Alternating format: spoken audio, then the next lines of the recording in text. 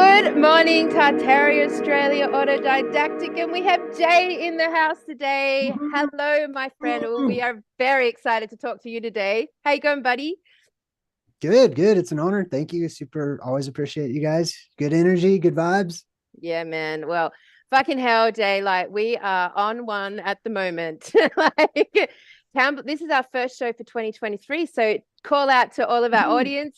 Everyone's had an awesome break and Christmas and whatever's been happening in the world. You had a good time, Campbell? What's been going on? Yeah, pretty good. Tried to get some time off. Kind of did, not really. But yeah, just tried to relax. But I'm ready. I'm ready for 2023. I had a bit of a sad over that, but I think the energy sort of went, bleh, and we all kind of Yeah. but now I'm kind of ready. I'm good. Yeah, I cracked the sads as well. Actually, when we got to the elf conversation, I definitely cracked the sads. I was like, well, that's it. I've seen the magician behind the the curtain. Now, like, I had it, when I first sort of started looking at the flat earth stuff, and I got really pissed, Jay, at God. I was like, man, like, of all the things I don't know about, really, is this one of them? Really, that like the shape of our earth, I don't even fucking like. I got really Yeah. mad. Yeah. I ran into like a hurdle, and I wanted to get past it because I'm like let me just look into this real quick, Same. And then like the more I did, the more I'm like, oh man, like I got to climb over some stuff, and this is going to be a trek. And then realization started dawning on me, and then it started fitting in other missing pieces. You know what I mean? Just looking into alternative cosmology itself. Yeah, I remember when I came across, somebody just gave me a doco and like, hey, watch this, man. And I was like thinking it's going to be a historical documentary about the flat earth coffin from 500 years ago. And 3 hours later, I was like, holy fucking shit. I fucking am so pissed off right now. I cannot believe of all my life being in service to this idea of source or God or creator. And I didn't even know the shape of the plane that I stand on. Like, man, I went out into the bush and raged up to the sky. Right. So imagine. Kelly swore at God, man, and he answered. He turned into Thor. Yeah, it was really intense. Like, I really did, for the first time ever, get mad about this situation. Took myself out into the bush, yelled for about 30 minutes till I had no voice. And then this lightning strike, bang, like 20 meters from me, this sound wall, like, hit me, and every cell in my body vibrated so high and quick. I totally understood how easy it would be to shift the frequency and for us all to disappear in a second using sound. And then it took 30 minutes for my cells to like get back to normal. And this little voice came in and went, it's a hologram. And I was like, all right, you're funny, God. It was like he electrocuted me with those ambulance, a total reset moment for me. Yeah. Okay, so imagine like in myths and legends and religions specifically in the past, how many times the God character or whoever it may be has told the truth seeker and warned them, like specifically, I cannot allow you to see everything. I cannot allow you to know everything because it will obliterate you. It will destroy you. So imagine just these tiny little revelation moments that we have where it's like, I got to pace around. I've got to like soak it all in for a while before I continue any further research, take a break, and that's just a sliver of light that's seeped in. Yep. I relate, man. So bad. So I actually had the same moment when we got to the elf and dwarf conversation. I was like, get fucked. I'm pissed off. I'm feeling flatlined. And then that's what I took into my Christmas, New Year's holiday. So you were much more calm and collected, Campbell. You were much more, of course, man. I was sitting in the chair elves, man. Smoking jacket. Yeah. Oh, Gandalf there. Gandalf.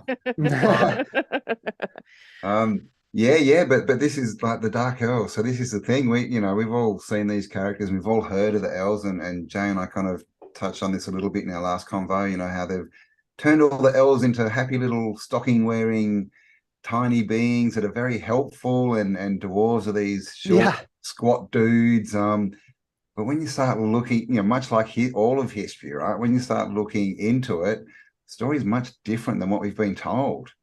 And much deeper and much older, Much, and older. so prolific, like Yeah. so prolific. Yeah. So Jay, and you've just done 2 episodes, and of course, everyone, you'll find the link below. Go check out JayDreamerz if you haven't already. Great content there. Give him a sub and all that kind of stuff, and buy his book. He's got an awesome book. But you've just done 2 episodes on the Colburn Bible. Yeah, and then I finished one earlier too. Oh yeah. Oh, I forgot to tell you about that too. Oh my God. So the Colburn Bible, I'm going through it, right? I heard about it.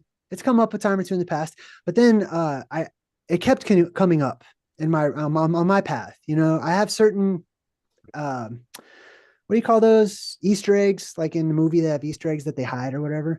I have certain Easter eggs of life that are like these huge clues that just drop into my path from time to time. And when it's really persistent, it'll drop a few times. You know what I mean? 3 times, it's an omen. 3 times, I'm heeding what I'm seeing. So the Colburn Bible came up, and I'm like, okay, I hear you. I'll check it out. I'll read it. Second, I start reading this, I know I'm going to soak it all in. I know I'm going to continue reading this. I had no idea how big it was. It's actually really big. I thought I was going to read it in like an hour. Nah, super huge.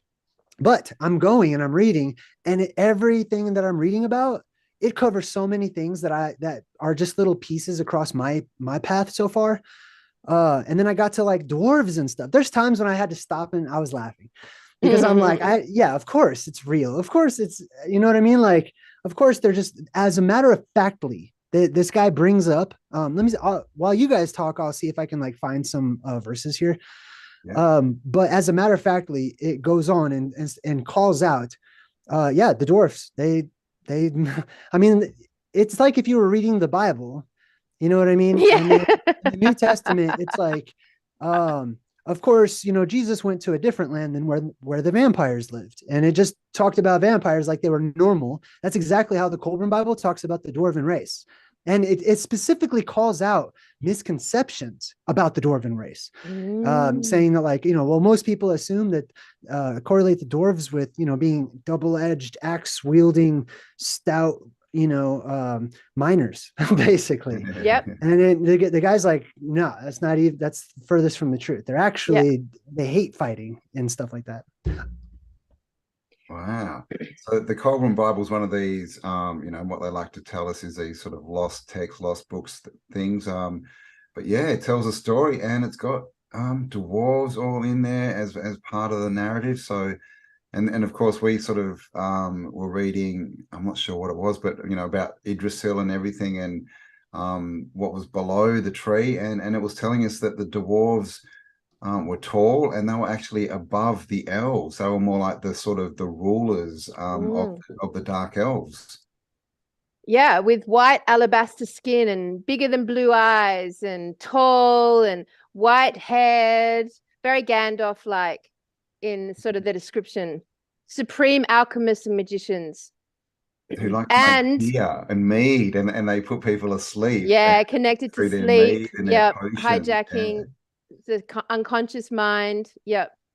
So, well, look, Campbell, let's just recap our audience where Jay finds some paragraphs about where we got with our theory, how we landed here. Why have we here at Tartarian Australia got to the topic of elves and dwarfs? So we were floating through the concept of Tartaria being an airborne civilization, and then onto the idea of the appearance of suns during all these reset moments, and then activating portals and, you know, beings and beasts pouring through the sun at every sort of level of the game. And then we started to look at, well, what is sleep? Is it natural? Were we beings of light? Did we actually sleep before? Is sleep a control mechanism? Is that the programming mechanism? What are dreams? You know, where do they come from? Like, how real are they versus this reality? What are they?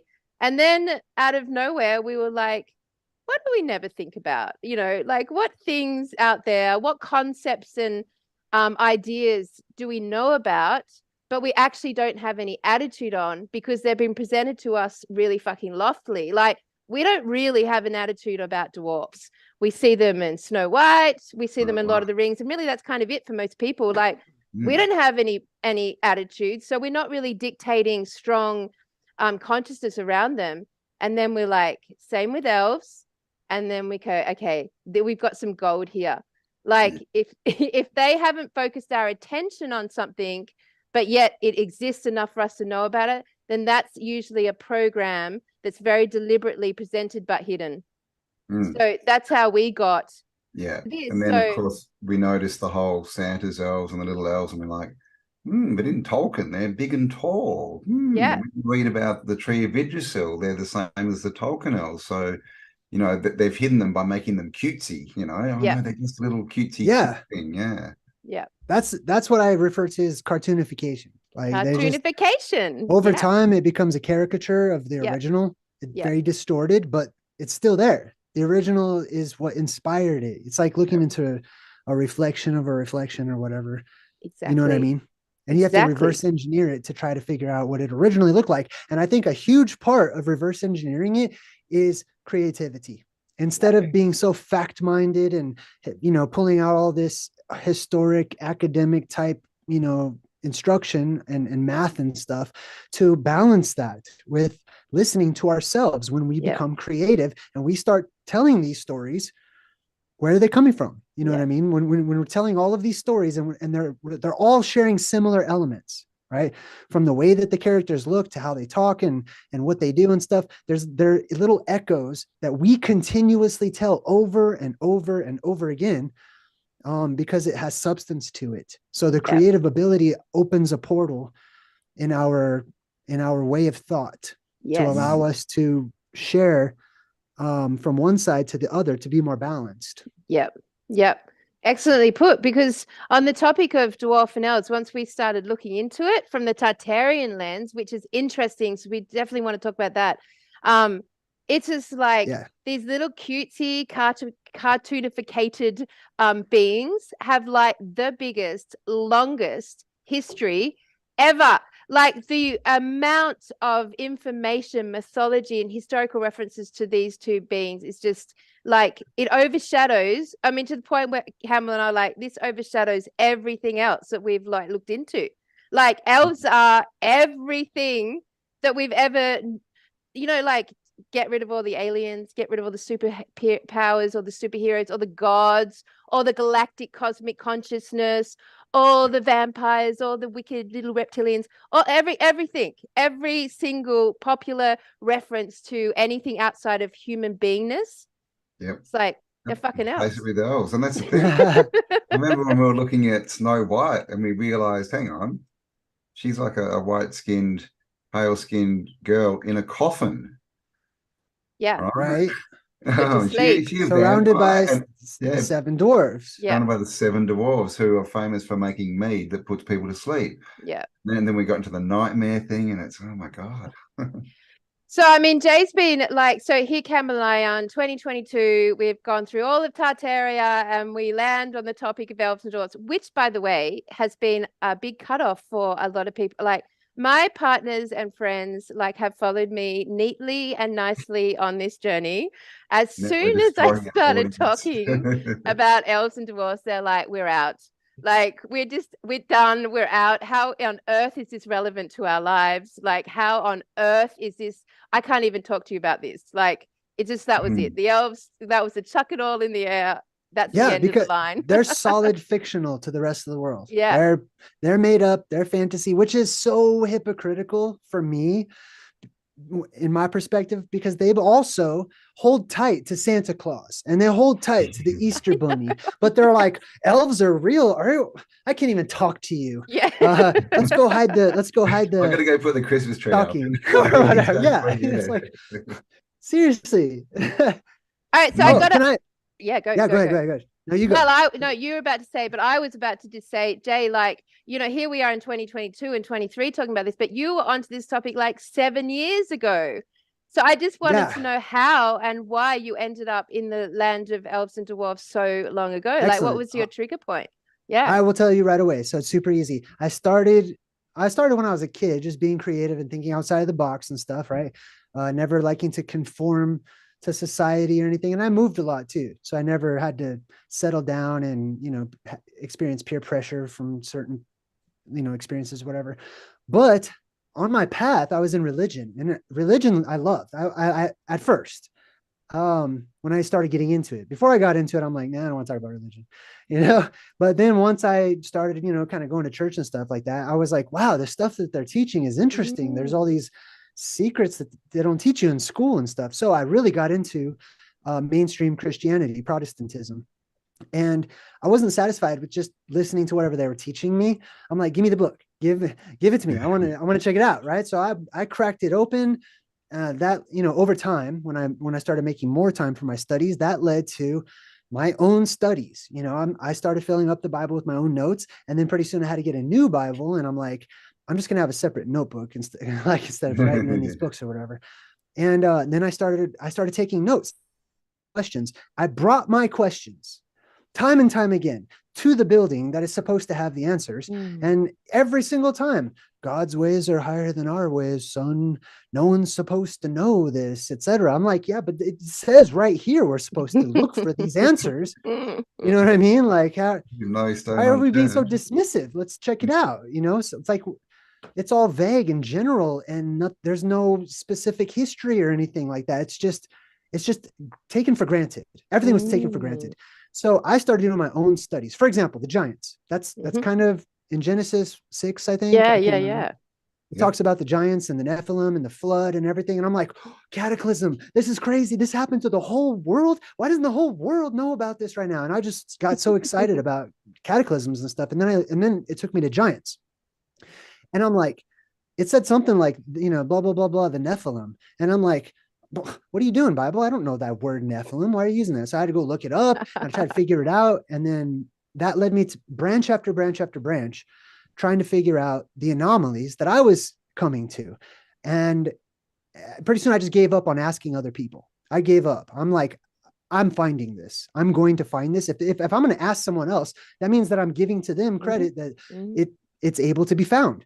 Why don't I just take credit and find it myself and figure it out for myself? So I started doing that. So, for example, this is going to segue into the elf thing. Okay. There's a part of the Bible in the book of Genesis specifically that's very boring. It just lists names, genealogies, names, so-and-so beget so-and-so. I feel like I skipped that section so many times because I'm like, I get it. You had a lot of kids. I get it. I don't need to read this part. But after a while, I didn't like that I kept skipping that, and I thought that I knew something about it, like it's below me. I forced myself to do a deep dive on that entire section that I hated, names. And wow, it cracked open my mind because it forced me to look up the words, to look up every single name. And I started realizing as I looked up these words, they have meaning. These people were named after certain events that were happening worldwide and certain things that were happening in their areas. And then it started coming to life. Something that was bland and black and white started developing color. And I'm like, wow, there's other ways to look at this. This is amazing. So that led me to looking at other words that I didn't understand. So I started looking up more and more names at first. At first I was looking up all the names, and then there's the whole, what's the name of Jesus? What's the name of God stuff? I was like, I'll find out. Let's go look. Oh my God, it's right here. It's like, I'll go check it out. So I'm studying all these names. And then when I'm done with all the names, I'm like, I need more words. Give me more words. So I'm looking up, I started learning like what the ancient letters were. And I started on modern Hebrew. So I learned the Hebrew alphabet, modern Hebrew. And I was able to pick up words as I was reading them and comparing in the interlinear versions of the Bible and stuff. And I started getting familiar with all the modern Hebrew words. And then I went and taught myself, how to speak modern Hebrew. Not that I am fluent or anything, but I can figure it out by reading it, right? And then that led me to the 10 Commandments. And I'm reading the 10 Commandments, and I'm like, I wonder how it reads in the modern Hebrew. And then I started reading it. And then I was like, well, wait a minute. In the movie, the 10 Commandments, they don't have modern Hebrew on the tablets. When that guy comes out, Moses comes out, they don't have modern Hebrew. It's some other language. And so I looked it up, and I'm like, oh, it's Phoenician or Paleo Hebrew. And so I was like, I got to learn that now. So I learned the Paleo Hebrew alphabet, and then I started rewriting, going from the modern Hebrew, transliterating it into the ancient Phoenician. And I got a completely different message from what is being taught today. And it filled in so many gaps for me. Like I felt I could breathe again. Anyways, I would like to real quick share my screen with you guys Yeah, and show you go, an man. example of like how etymology sparked my interest. So let's see, share screen, boom. And it should be this one. Let me know when you can see it, Yep. please. Got it. Yeah. All right, cool. So I've Yep. written the word L up here for you. Is it big enough? Yep. Yeah. Okay. All right. So this is the word El. This is the word that is translated in the Bible as God in most cases, right? Sometimes there's other forms. There's Elohim and Adonai and other words that essentially mean master, okay, or God. So this is the word El. It comes from a picture. The picture, now I've written this left to right because I've written it in English, okay? If I were to write this in Hebrew or Phoenician, I would write it from right to left, right? So the picture, I'm going to write it in Phoenician now from right to left. The picture is the E is actually the Aleph, which is our letter A, which comes from an image of a head of an ox, right? So it's the A, or it's actually a long time ago, it was upside down. So they did like that and they put little horns on it. So that's the ox head. This is our letter A that just flipped around over time. And it's really interesting. If you compare all of the alphabets of the world, you can see the letters all turning upside down, Oh, almost like wow. they're moving with the magnetic poles. You know what I mean? Yeah. All of the letters start flipping around. It's insane. So this is our letter A, basically. The So this would inversion. be A. Inversion. Yeah. And the L was a staff or a rod. It had a little hook on the top, but it was seen as a shepherd's staff. The A conveys power or strength, just like an ox is powerful, right? So this is not a letter A. It's not the letter Aleph. It's not anything but a glyph, which is a symbol that represents an actual thing. This represents something that in itself represents being strong. So this letter A means strong, basically, right? The next one is L, which a long time ago was upside down, and it's a staff or a rod, right? And it meant a leader. The rod meant discipline, instruction, guidance, and I believe it symbolized those blue beams that shoot up out of the earth that I talk about on my channel. But if we put that L over here, we've got Al. This is the short form of the Islamic God, Allah, right? It's just a childlike way of saying Al or El, right? It's Allah, just like father in Hebrew is Ab, but children say Abba. It's the same type of correlation, right? Yeah, like dad and dada. Yeah. Yes. So check this out. This is the word that together means strong, right? From the ox, leader, from the staff, strong leader, mighty leader, etc. Right? Master, you could say, or whatnot. The mighty leader. Now, the word elf is in this word. The word elf stems from this word. This is the root of the word elf. The letter, all we have to do is tag on a little F at the end, right? Yeah. If we do that, this letter F, which is a picture, is now the suffix. This is the root, L, and F is the suffix, right? So the root is the mighty leader, something about some mighty, strong leader, right? Somebody who's revered, totally different from everybody else. Men of renown, they were called. We put the suffix on there, which is the F. The F, I'll do it over here. Sorry, it's kind of messy. But the F, or the F sound, F, comes from the V sound. It is really V, right? Dialect changes from region to region. And even in some countries, they still do this. When they pronounce their Fs, they'll say a V. Some countries do this with B. Some people will pronounce the B as like more of a V sound or something. But the F definitely comes from this letter right here, which is the exact same. It's just a hard version of the letter U.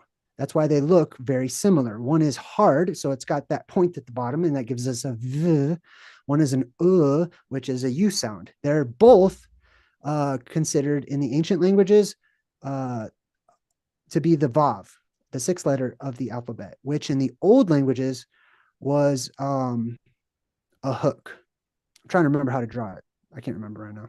But anyways, it was a hook. Let me put hook here. So this little F on elf is a hook, okay? Now, the hook, I wish I could remember what it looks like. I'll remember in a second. I'm just nervous. So we've got the ox head, boom. We've got the staff, for mighty leader, the L, and then the hook simply means connected to, just like a hook does, right? Yeah. It means attached to. You could also say to cling on, like in Star Trek. Oh, the Klinger, yeah. Okay, right? You like how I did that? Yeah. Okay.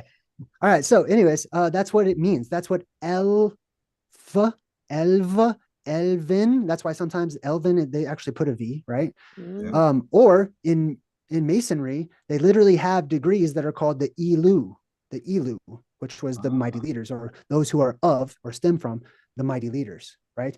So this is where I started transitioning from the biblical God or gods, Elohim or Elohim, to the Elu, or those of the elves, the progeny of the gods, the demigods, the elven race, etc. Okay. Right? Yeah, And Yep. that's attached kind to of the where I mighty came from. leaders. Yeah. All right, let me take this down here. That's like super, super smart graffiti there, Jay. Thank you. That's cool. On. Yeah. I don't know That's how the to sort of undo shit it. I want to see on the back Oh, of a I see. toilet door at a nightclub. Yeah, right. That would be cool. So, all right. So, amazing. So, you basically got to the elf topic using your understanding of, well, you started with the names in the Bible. So, you went through this Yeah. like process and you ended up at the Yes. So, elf. so check this out. In the Bible, because I was running into so many, this is what happens when you run into different communities of thought, is they tend to like their little community of thought. You know what I mean? Yeah. And when you're ready to move on, it's time to move on. And Mm. it's not my intention to change the community, but to use it as a tool for me to grow and move on from that community. Mm. You know what I mean? What would you ask me? I'm so sorry. Oh, never mind. I remember. So the thing that kind of blew my mind is within the communities, various ones of Christianity in general, right? And all of the Abrahamic faiths. I was reading the Bible. I was talking to all these people. There's so much dissension, so much arguing, so much, well, my perspective and this perspective, etc. And then I got to a chapter in the Bible, 1 Corinthians 13. It defines love. And I'm like, to me, that's, if someone said, what's the purpose of everything? I'm just like, to me, that's love. It's love. You know what I mean? And so I'm like, I was really interested in it. And it says in there, point blank, love believes all things. And it dawned on me, what if I just believed everything? You know what I mean? And then I started thinking about it. I'm like, well, I don't want to be gullible. I don't want to just believe wholeheartedly what everyone tells me. But then I'm like, what if I believe in everything? What if I believe there is truth in every single thing? And then I started thinking, well, that's reasonable because God is truth. And if God is truth and at the same time omnipresent, then truth is everywhere. And so any perceived form of non-truth is illusion and pretense, and therefore I'm playing. Therefore I'm pretending and having a good time because I'm experiencing the illusion. You know what I mean? So I took that and I started trying. I had to practice, but started applying it to everybody, especially when I heard things that were just ridiculous to me. And I'm just like, instead of, I learned different ways to approach that. Doesn't mean I have to accept it, but it does mean I have to acknowledge that also has truth to it. Yeah. But I'm just not interested right now. Like, it's not close enough to my truths to build that bridge. Nice. Yeah, so Yeah. it's like the non-judgment kind of thing as well. Like, we don't have to judge things as right or wrong, good or bad. They can just be. Yeah. Who's to say? In the grand scheme of time, the butterfly effect, it all affects everything. So ultimately, I could tell you right now, it's all good. Like, if God is all good, which most people would agree to, whatever their God is, right? Then it's all good because God is omnipresent and everywhere. So that's all of it. It's all good. You know what I mean?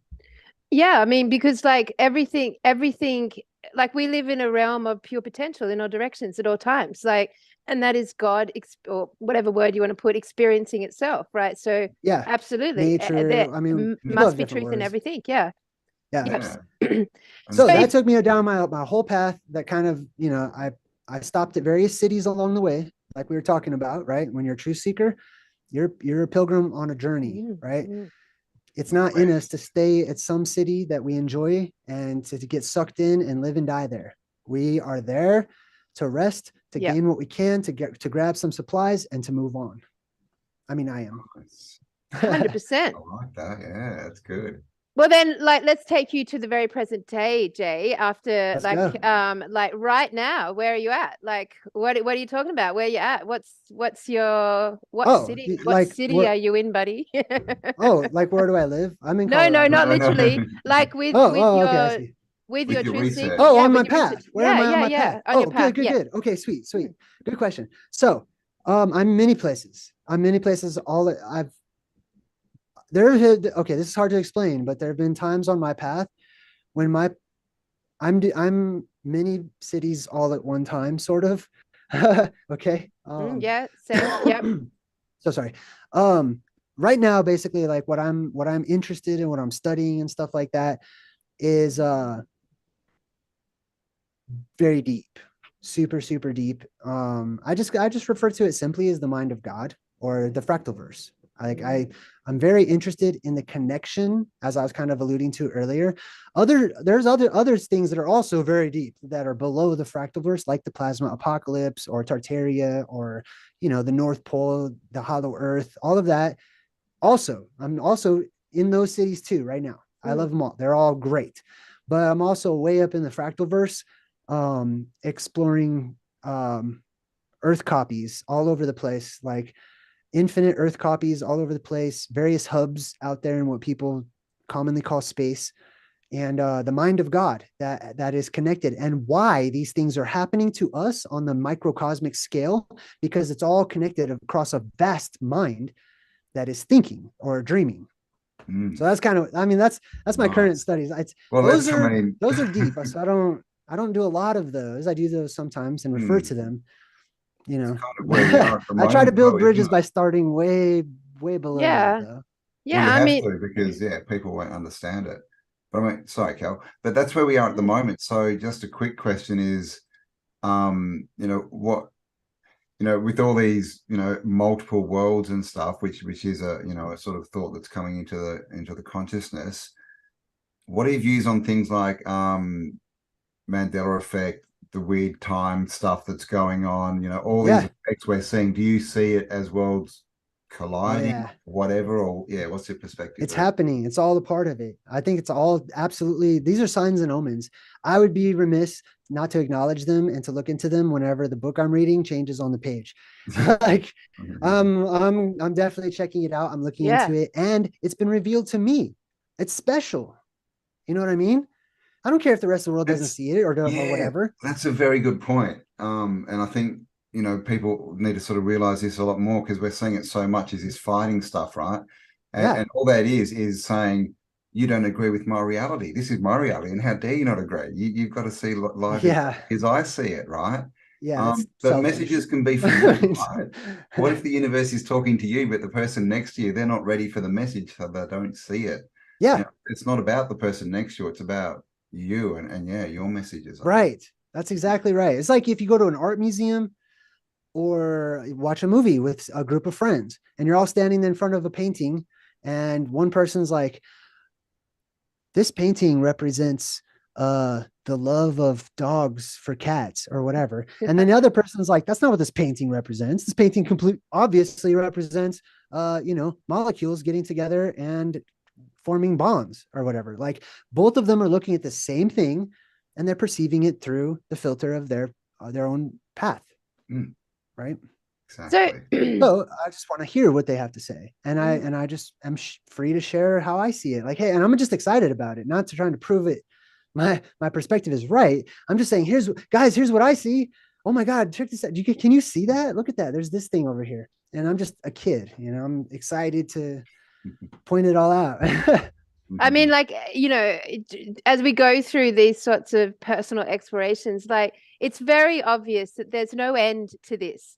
Like, there's no end to any of this. This is like, when I've always sort of understood the concept that we're the leading edge thinkers or leading edge creators, and apply this to sort of these pathways we have all gone down, and think this is like an endless realm of never being able to get to a grand conclusion. We're never going to be able to get to the end of the story. This is a classic choose your own adventure novel. Like, it is literally never ending. And, and it's always you know, you come across work where it's defined and it's definitive, and it's almost for a moment you go, Yes. I've Right. reached a conclusion. And then honestly, 2 days later, you're just like, Back on the journey. you know, Get back in the TARDIS. Hey, do you guys watch Doctor Who? Do you ever watch Doctor Who? yeah, of Yeah. course.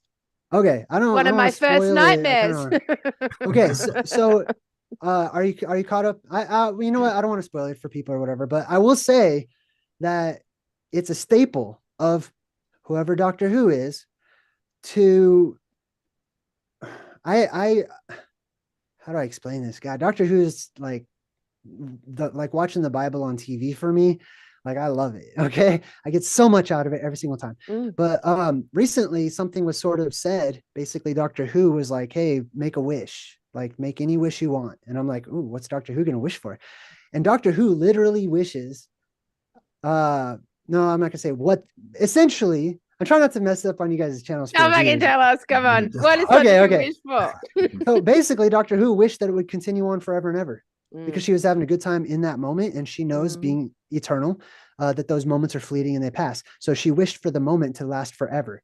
And I'm like, oh my God, that was not a good idea. Like this is the reason why you can't end it all and why you can't figure out who you are or whatever. But I mean, it's not good or bad, but it's sort of like that a reference to Brahma. In Hinduism, Brahma is the creator and multiplies and splits itself over and over and over to continue experiencing, when it could just end it like that. But if it ends it like that, we're all gone. And it loves us. And it's having so much of a good time because we are it. And it's getting to know itself, and it enjoys this whole thing. So that's why Doctor Who is like, I wish it would just go on and on and on and on. And there's a lot of Doctor Who episodes where it actually plays on that. There's this one where Doctor Who is trapped inside of this prison that's inside of some device or something. And he's on a castle. He's inside of a castle on this island where there's just water everywhere. And he lives the same day, like Groundhog Day or whatever, over and over and over, while death is chasing him and killing him every single day. It's all symbolic. I'm so sorry to like take us way off. No, fucking awesome. But hey, I've just got to go and chase some chickens out of the shed again. So 1 second, everyone. Okay. Carry on, Campbell. No worries. Yeah. And also I think it's super interesting too, is all of these different subjects or areas. See, I see it like all of us truth seekers. Imagine, let's pretend that we all have a place, an island, okay? Island of truth seekers or whatever, right? Just like you're playing a video game like Skyrim or some RPG or whatever, you would have different little cities on your little map or whatever. And all of us truth seekers, we have all of our little cities, all of our little areas of expertise where we have studied, where we can contribute, where we can help those who are traveling and sojourning on the path so they can stop and get what they need from our particular region, right? And we're all continuously moving. Yeah. And to me, that island consists of all of these various topics. Tartaria, I was really excited about too, especially because when I first heard about Tartaria, the first thing I thought of was Tartarus in the Bible, because I started with the Bible, right? I'm like, Tartarus, Tartaria. And I'm looking at these maps and where the regions were, I'm like, they're all in the north. They're all like Tartarian is like up towards the north. And that was right around the time whenever I was, researching the North Pole and Hyperborea and people who came from the north. And I'm like, whoa, this is all, but wait a minute, what's the connection between all of these people called the Tartarians collectively, who seem to have spread out from the northern areas? What is the connection or their connection or the word itself to this concept of being inside of the earth, which is in Tartarus? So then I started a deep dive onto that. And I love seeing all these people like, wait a minute, who are the Tartarians? Why is this on the map? How come this wasn't taught in school? And I'm like, yes, that's awesome. I love that they're all rising up, you know what I mean? At their own paces.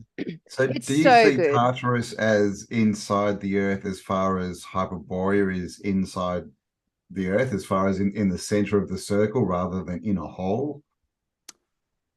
Okay, so I'll tell you how I see Tartarus being the place commonly known as like the bowels of the earth, right? In order for me to share it with you, I have to tell you what I think about the word itself. So back to etymology, right? Yeah. The original word, today people say tartar, but that's not the original, right? It's tat or tot, which are two separate words. The tot is the root of that word. So in order to know where Tartaria is, what it's related to, and how it's all related to those people, because it all stems from the root, right? The root is tat, T, vowel T, T, A, T, T, O, T. It almost doesn't really matter what the vowel is in the modern language, right? It's the sound. It's the ta, just like that, okay? And there's two really interesting words that make a similar ta, like double consonant sound that I'm very interested in right now. One is tat, or tet, or tot, or tot. Its pronunciation is different. The other one is kaka, or keke.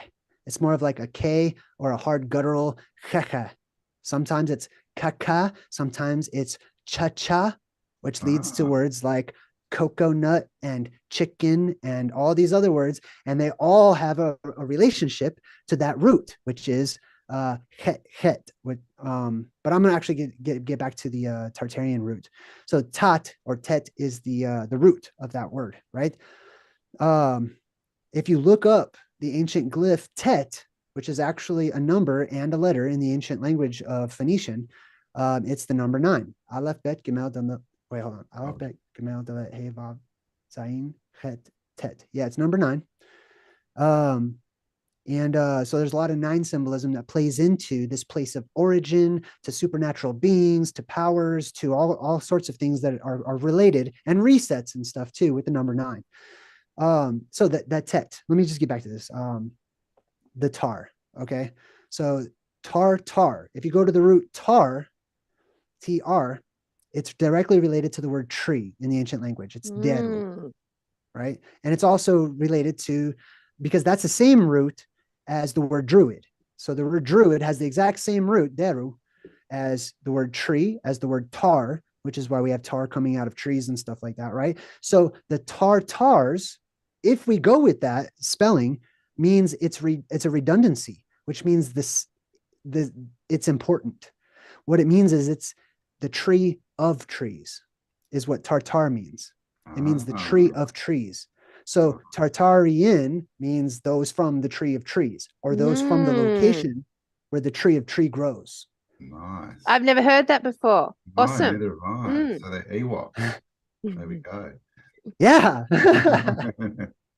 That's cool. Wow, the tree of life. And there's a lot of stories, and sorry, Cal, and also in some of the Hyperborean maps, you see where it connects to the earth, that to the the lands we know today. It literally connects to the top of Russia, doesn't it?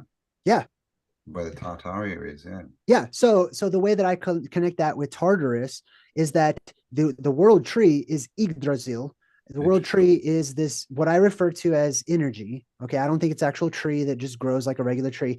I believe it's energy inside of the earth, and it grows up, and it's got roots and stuff, various canals and systems that go from the hollow portions to the surface world. But the main trunk of it, the biggest hole, the biggest hollow entrance, is at the North Pole, at Mount Meru, in the center of the world. And whenever the energy of our world reverses, all of that energy shoots upward out of the central, some people call it a sun or whatnot, central energy area of the inner earth world, which, by the way, if you start studying, or when I started to study the hollow earth and the many different stories about those who claim and allege to have been to the hollow earth, or to talk to people who had, many times they mention there's beams of light inside of the earth that lit things up, and they had different forms and stuff like that. But sometimes they come right out and say there was a vast light, a huge path of light that went through one central area or whatever. So anyways, that's the tree. That's the tree of life that grows up out from the ground, just like a tree, and it reaches up and it touches the sky and it branches out, and that's the tree of life. The tar, the original tar. So the tree of trees, the tartar, when it retracts and it goes downwards, it's associated with the inner earth where it lives. Just like Kong in that movie, Kong versus Zilla, like he lived in the bowels of the earth and he's a giant, and it's related to gigantism and stuff like that, because it's a source of life and it amplifies life. It causes things to grow and flourish, etc. But anyways, that's the Tartarus, the Tartar Os. The O's part at the end of Tartarus means strength. It comes from the word Oz, just like the Wizard of Oz. He is the wizard of strength. He's a strong wizard, basically. Actually, he's the wizard of the place of strength, I should say, which is Emerald City, which is descriptive of the North Pole. Yeah. So So, like looking at Tartaria, or the word, the origin of the word, because there's been like lots of like the giant trees, the giant trees, the looking at sort of that notion of that there's been a split between, you know, the heavens above us, the earth we're on, and the one beneath us. Would that be symbolic perhaps of that word of the joining of those three realms, like the access point between those three realms, like the Yeah, yeah, maybe not because just symbolic, but physical, yeah, actual, physical, like literally, energy that connects our surface world, our plane of existence, to other planes of existence. It grows throughout all of them. It supplies energy to us all and affects us all. So it's the world tree or the cosmic tree. because So it's really sorry, go on, Camille. essentially there is an outer space. It's just not what they tell us, and it's only open at certain Yeah, times. it's outside of the dome. It's outer. It's outside. In order to have outer, you have to have a container. Like can't be point, outer yeah. space. You know, otherwise if you just look up and see space. People don't look up and see space. They look up and see the sky. There's a huge difference. You know what I mean? You look people, we're taught to look up and like look through the ceiling and then just imagine what's out there. Just like those little pictures that they sell at the mall sometimes, those posters that don't make sense until you stare into them and then you start seeing things appear. Yeah. Like that's the sky. Well, I mean, it's like it's really interesting how Tartaria consciousness, the consciousness around this, has broken through in the last sort of 5 years. Like, because it's essentially um physically demonstrated that sort of movement of energy. Like people have, you know, like Yeah. it's I mean, like when I was looking at Hollow Earth, it was back in my sort of David Icke days, and like way 20 years ago, and I fucking loved it. And I was like, yeah, I was really into it. And I just love the fantasy angle of it. Probably Hollow Earth was my first look into reality is so much more magical than what we've been taught, you know. And Yeah. yes, all the light sources within the Middle Earth and the Hollow Earth and all those things. And yeah, I mean, it's really interesting, like 20 years on from those first sort of like touches on the fantastical nature of reality, we're now like sort of a lot of people have come through to this information through Tartaria breaking, which has been really fun because for the first time in all of our, because the truth seeking pathway is pretty lofty, you know, like it's a lofty abstract realm to dedicate your life to. But when Tartaria cracked, you could literally go and use your physical hands. You could go and actually see it with your own eyes. Like you could actually experience something very tangible. And that has enabled like us to go through to a new level of intangible, if that makes sense. Like it's so solid. Like you can go into these cities and literally see the remains of this thing that doesn't relate to our thing, our culture, our whatever. And it can take you into the most magnificent new levels of fantastical realizations. And it's quite mind-blowing.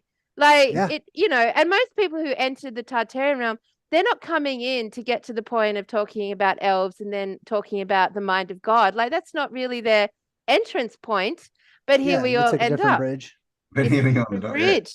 Yeah. So symbolically, energetically, Tartaria has really done an amazing job at, I don't know, it's not like it's opened up a new pathway. It's just Well, it's a bit of confirmation, I guess, because there was so much, you know, all this disclosure stuff. It's like you can't prove any of it, right? You just got to does believe your head someone, in. and it's all this belief. But you know, let's just hope it happens. But like you said, Tartaria, you can go out and touch the buildings and kick them, and you can see the star forts, and so it's kind of like a bit of confirmation. Like, well, you can call me a conspiracy theorist, but explain that, you know? Yeah.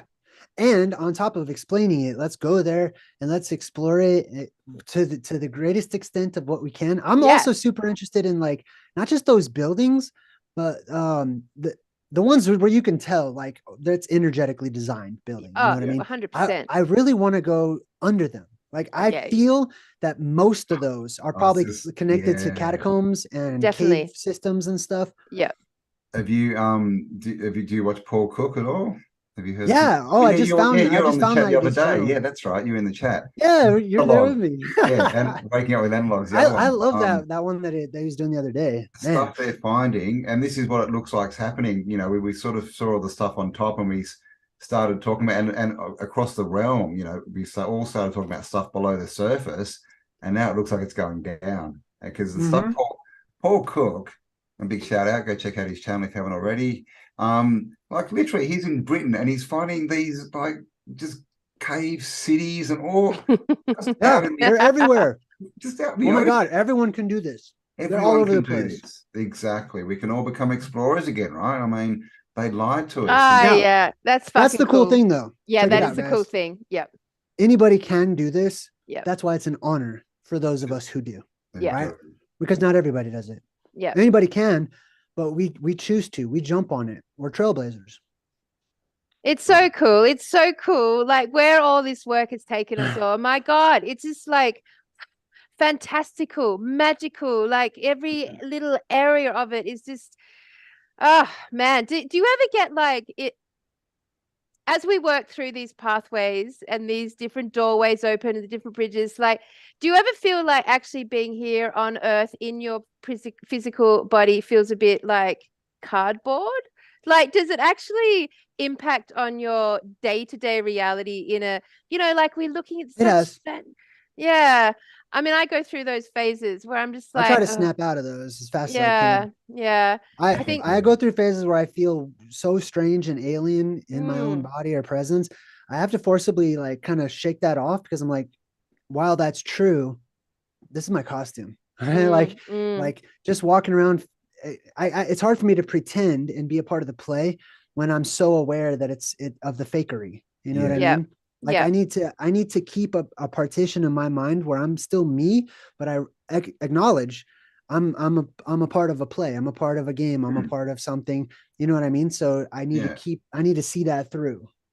Yeah, become more like observers, like we can see it all, but we're not in it. We're just sort of more observing what's going on. That's kind of how I feel. And I mean, it's good segue. I wanted to ask is all these, I mean, obviously you do a lot of truth in movies, you look at a lot of movies. Yeah. And stuff. Yeah, I just did one today. It was fun. Yeah, oh, nice. I love it. And they're great, everyone. Go check them out. Yes, Yep. they are. They are.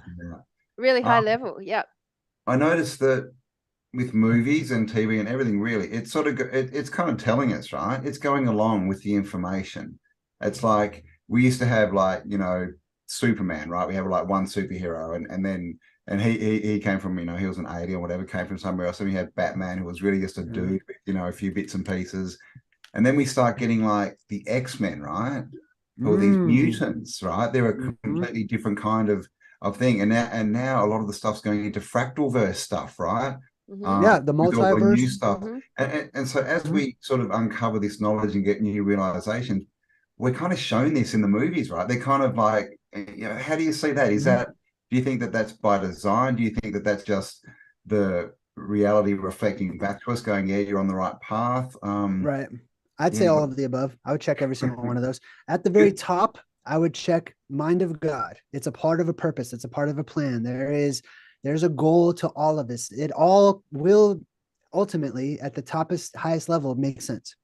It's all connected. It's all a conspiracy. It's all a plan. It's all a book. It's all a story. It's all a CD, a movie, DVD, whatever. It's all that. It's already written. We're playing it out though, because it's fun to do so. Or there's a purpose beyond its fun. I just like to say that. I mean, right? It's literally just new set, reset. Yeah. You know what? I sort of have this running gag in my own mind. I don't share this with people because it might take me seriously. But I have this sort of running gag that the world will end when there's no more original movies. That's next week, man. Oh, we're verging. We're verging. Same stories. Hey, can you guys excuse me for just a second? I need to get another drink. Yes, go for it. Go for it. All right, I'll be right back. Yeah, wow, fascinating. So I mean, I definitely have been going through that cardboard feeling. I think that was part of my grumps over the holiday, Campbell, where I've just been looking around going, this earth is so annoying and dumb. Like I've just been like, everything about it is so annoying and dumb. Like, because, I lost my license because I didn't vote. Like, that's just fucking annoying and dumb.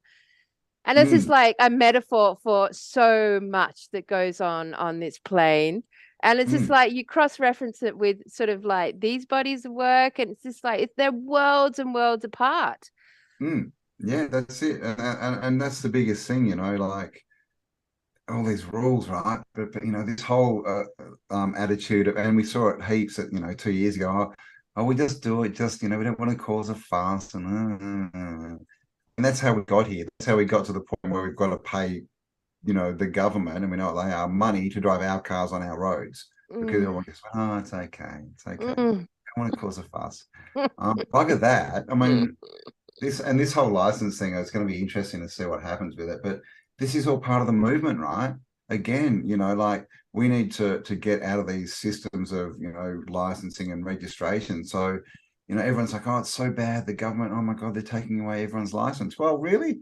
How about all those people get out and drive, and there's more people on the road driving without licenses than police? Then we win, right? What are they going to do? Oh, I wish it was that simple because it's so like you don't have you don't have a license and you can't get third party, you can't get insurance, then you can't be in someone else's Well, car, then you fucking it I've just heard is. you can get insurance. Ugh, But of course, that's another conversation. We're going to talk about PMAs. yeah. But that's I was another just having a conversation. bitch, Jay, because I my license got suspended because I Oh didn't no. vote. Because I didn't vote in Australia. If you Ah, don't vote, you lose your license, your driver's license. what? Yeah, That's Yeah, it's yeah, called ridiculous. it's called yeah. It's God. compulsory to vote here, and Oh, pff. it's in the called last couple of elections, non-elective democracy. Now, yeah, how's that for an It's all crazy. oxymoron? I know. Non-elective democracy. That cracks me up. Yeah. I think that sums up That, reality. that reminds me of Monty Python. Every time I hear this kind of conversation, when the Oh, king's yeah, like, yeah. That's I'm your king. Yeah. We didn't vote for you. Like, we had no say so in that. Who are you? who are you? I Yeah, actually yeah. just got a ticket too. I got a Yeah. ticket for my car not being registered. And then I was trying to explain what that means to my son. And I'm like, well, what it really means is even though you bought your car and own it and it's yours, they still make you pay for it forever. And if Yeah. you don't pay for it forever, they don't let you drive and stuff. And I'm like, isn't that insane?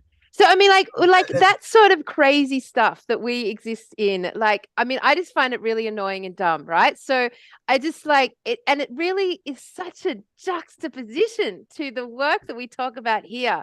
And Yeah. it's just like you couldn't get two worlds apart. Like, why? How did we end up in this situation? Like, what is the grand design of this moment? Here we are in a world that is like literally so annoying and dumb and so unsmart in every single way.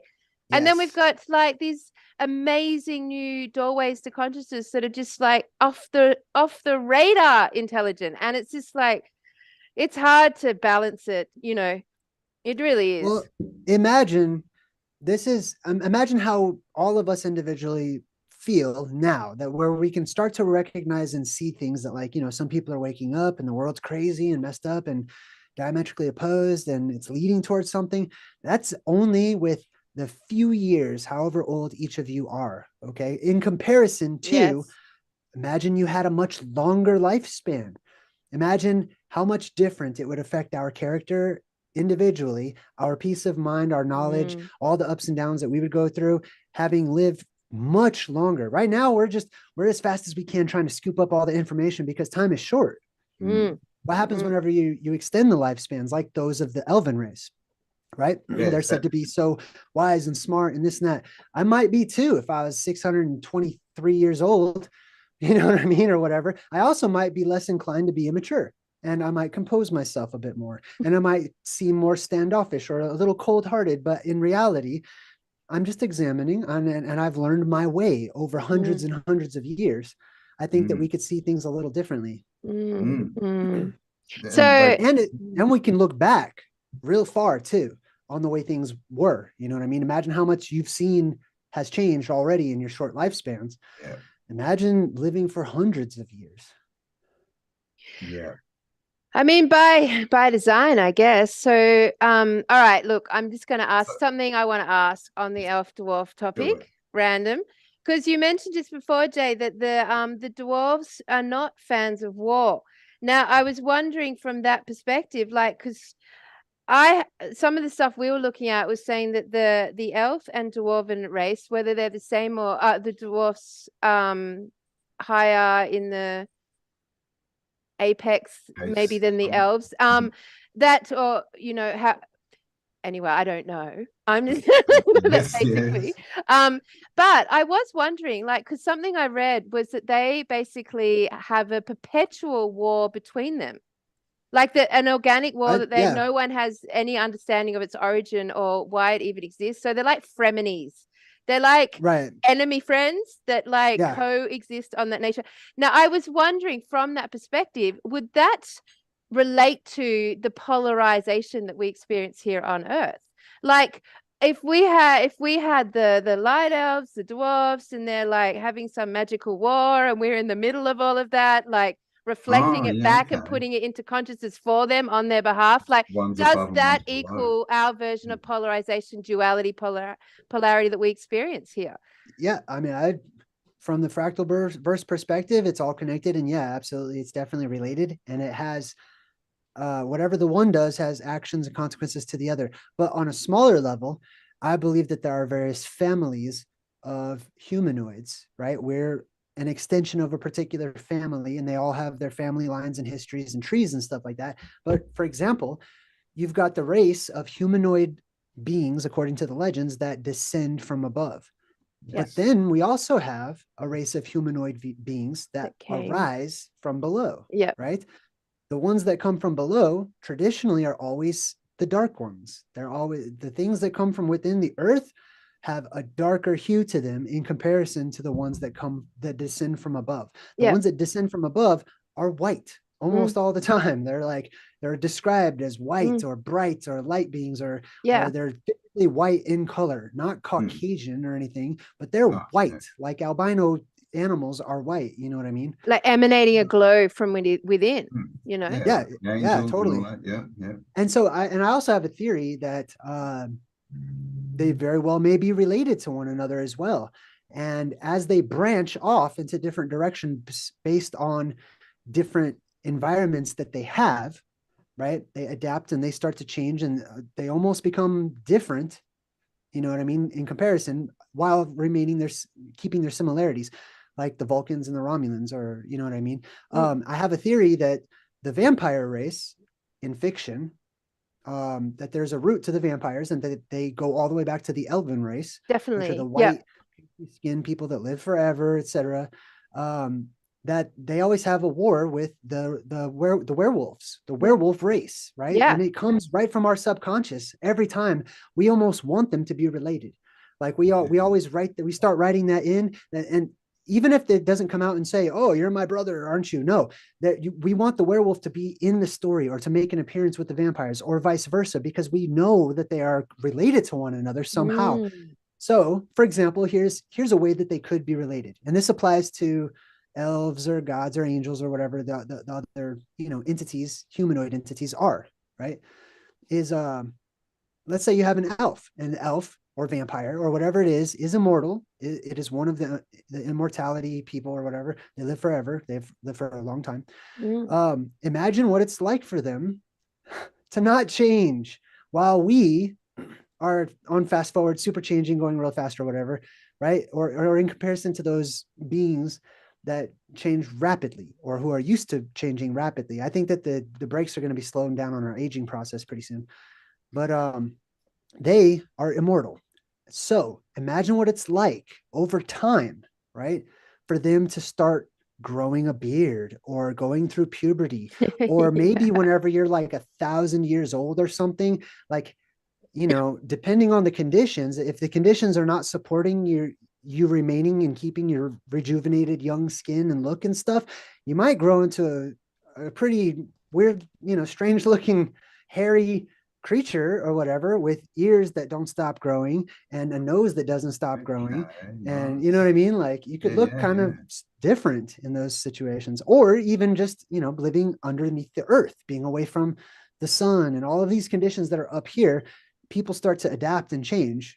You know what I mean? Pretty quickly, I think. Just over a couple of generations, they start changing. So are we going very quickly? Yeah, go.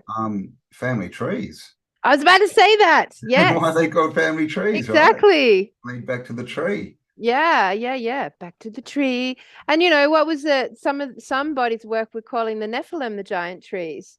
You know, the trees, those trees, big, massive feature in all of this. Yeah. Book of Enoch, I think that was, yeah. Oh, and Enoch also super helped me out, getting me into the hollow earth portions, reading about him going down into the inner earth regions and how there's like these separations and stuff down there, and there's giants down there and stuff. What a great read, the Book of Enoch. Yeah. So are elves giants? Are elves giants? I mean, my first answer, I want to say yes, they are, but that's only in comparison to us today. Yeah. We used to be giants. You know what I mean? Yep. And I believe that gigantism is going to return to this world.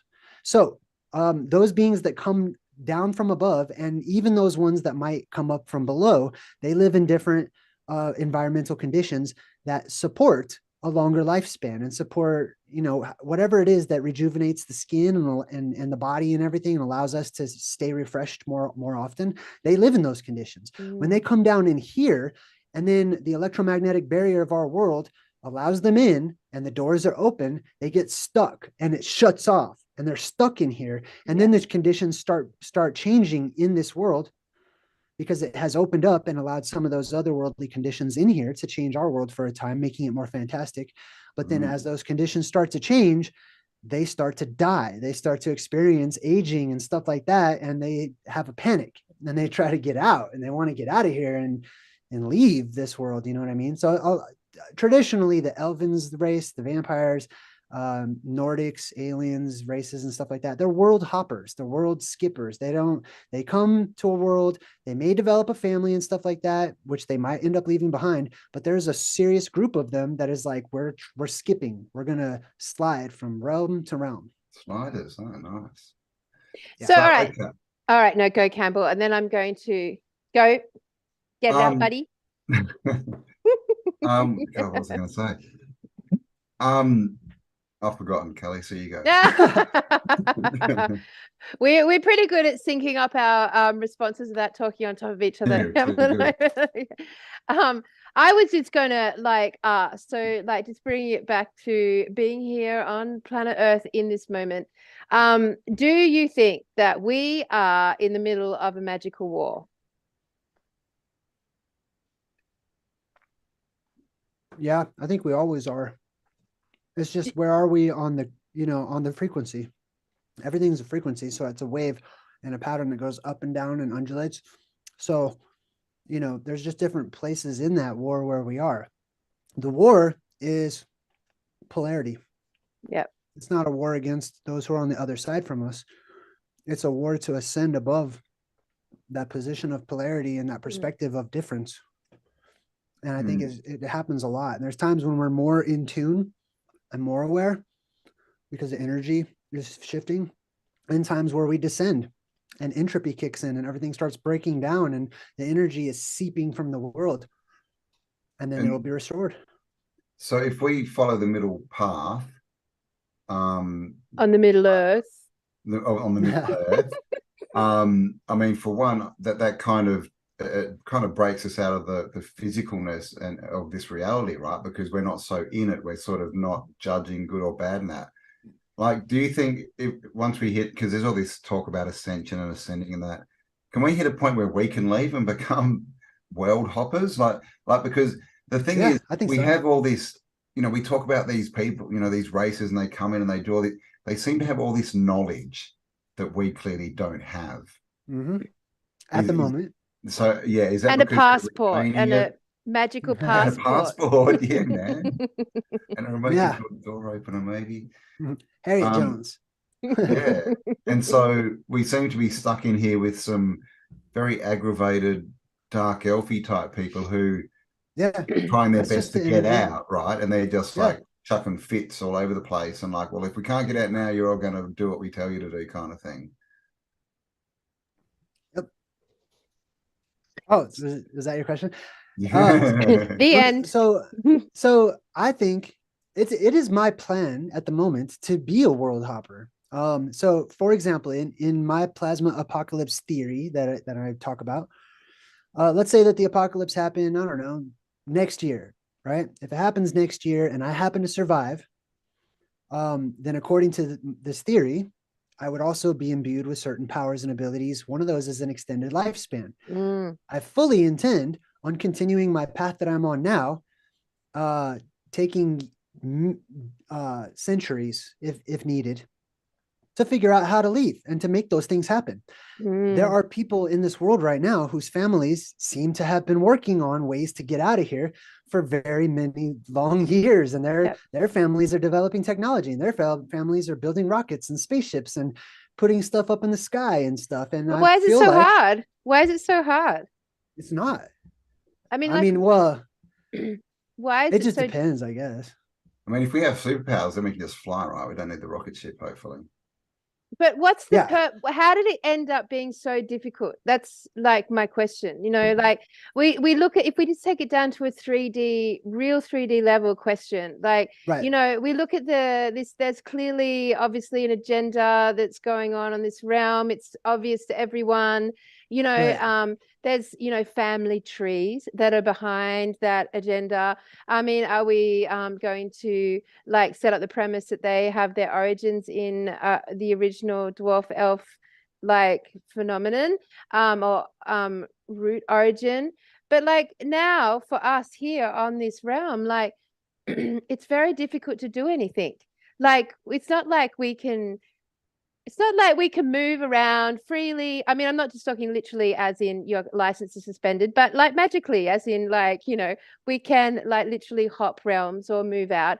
And the beings that have been here for many, and I agree, there's like, I think there's beings on this realm that are, you know, maybe 1,000 years old, like, and have like moved through family generations, sort of like just reincarnating into that same family bloodline potentially, and they're still encased here and not able to. I mean, is it just a frequency issue? And then why do we have the frequency issue? Yeah, I'd say it all begins with with frequency, or I just say it's thought. Really, it's just thought patterns or frequencies.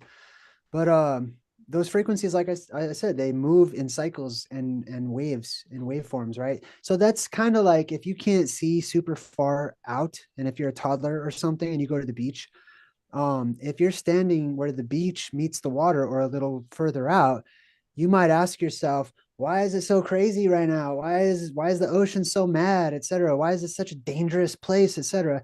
But if you were able to make it past that, you can get to the calm. You know what I mean? That's just the place where the waves crescendo and crash. That's where we live in the cycle of time right now. That's what the energy is doing. The energy has flipped and it has gone the other direction into entropy and negativity and all of that stuff for a purpose and for a needed reason, I like to believe. And then the time will come when it will reverse. It will go the other way. And all of the evil people in the world will say, God, why is this happening? Why is everyone so cheesy and loving and this and that and getting together? I can't stand it, you know?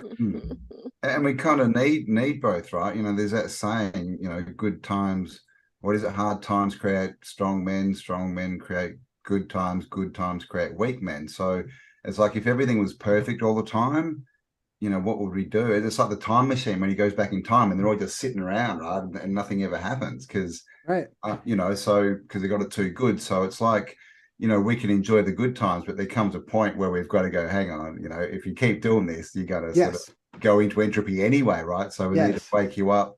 You go through the crap, and then at the end of the crap, you're like, bugger this. I just want the good times back. How do I create that again? So I can kind of see how, in the bigger schemes, how that would, you know, make sense. Yeah, the troubling times refine us and they make us better. They help us. So I thought of a funny story when you said, like, well, you know, what are we going to do when everything's just perfect or whatnot, right? And we're content with everything. Speaking of the beach, my brother and I used to go to the beach. And I remember a day when we went, there was no waves. It sucked. I hated it. There's just no waves whatsoever. We wanted to play in the waves and there would be an element of danger or whatever. So we started talking trash to the ocean, and I would like smack the ocean and we would hit in the ocean, and pretty soon some waves started to come and stuff like that. But my point is that it was no fun when there was no disturbance. We wanted the disturbance, you know, we wanted to, you know, upset something a little bit so there can be a change, because when there's change, there's adventure. Yeah, yeah. It's like that scene from, what is it, the Bruce Willis movie, The Fifth Element, is it?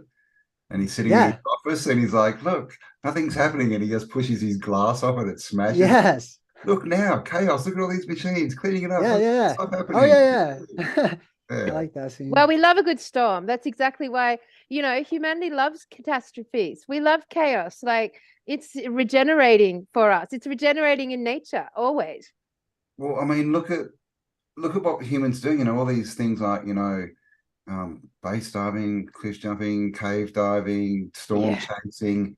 You know, even if you're not doing it, you're watching. You want to watch someone do it, right? So we're definitely, you know, that sort of element of danger and destruction, and it's definitely Yeah. something that we seem to be attracted to, right? But how did we get here? Like, how did we end up here? You And, sent you us know, a link on Zoom. yeah, well, I don't know, that could be quite a metaphor. There you have, Campbell. But literally, like, here we are, this race called humanity, neither elven or dwarfen, neither we're humanity, and we're here on the earth, and Right. like, and it's a really annoying place. Beautiful, yes. Nature's amazing, yes. Generally annoying on many other levels. And here we Right. are. And here we are, and we've dedicated our lives to, you know, working this shit out, hoping Yeah. it's going to. I mean, why? Why do we do this? Why do we do this? And how did we end up here? It's more interesting than a job. A nice broad question for everyone. Right. I'll tell you what resonated with me when the Colburn Bible addressed the exact same question. It was talking about how these various worlds are schools of thought, and they're schools for us designed to improve and to sort of level up spiritually and energetically in order to ultimately know ourselves better, right? So the one that we're in is a particular school of thought. There's a particular focus, there's a particular point behind all of it, all of the bad stuff that's happening, all the good stuff that happens. And it's not a vacation. It's not designed, it's a school. I mean, we get breaks and stuff, you know what I mean? But it's not heaven.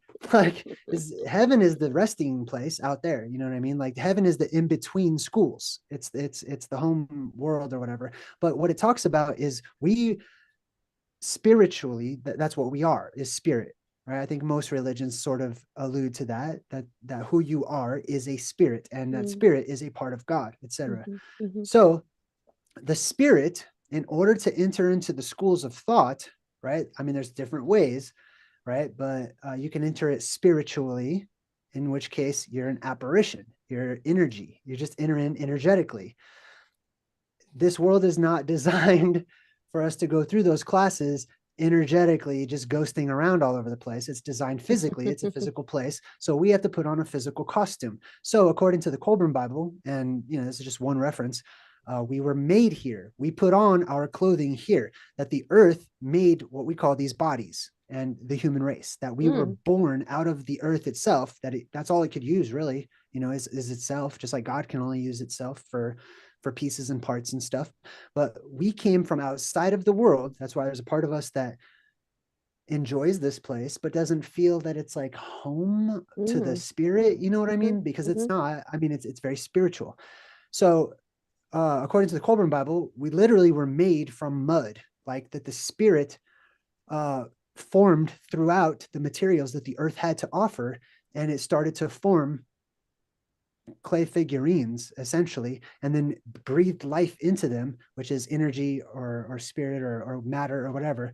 And it's really interesting because it seems to indicate this all happened at the North Pole, at where those trees grow, where those cosmic trees grow, which is And the those main elves area, live. and the elves and the dwarves and the pygmies and skraeling and Pygmies. Yeah, I was thinking about mammoths. that the other day. Pygmies. Have you seen that map of Oz? And it looks like Hyperborea and the Yeah. Yeah. Yeah. Do you have it? You should and share it. no, I don't have it around. No, I'll have to. It's really, I'll find it and I'll put it spot up on the on. screen. I'll Isn't do it some spot on? creative editing. But you know how we always see the pygmies I'm gonna find that. in Oz? They've got the Munchkins, right?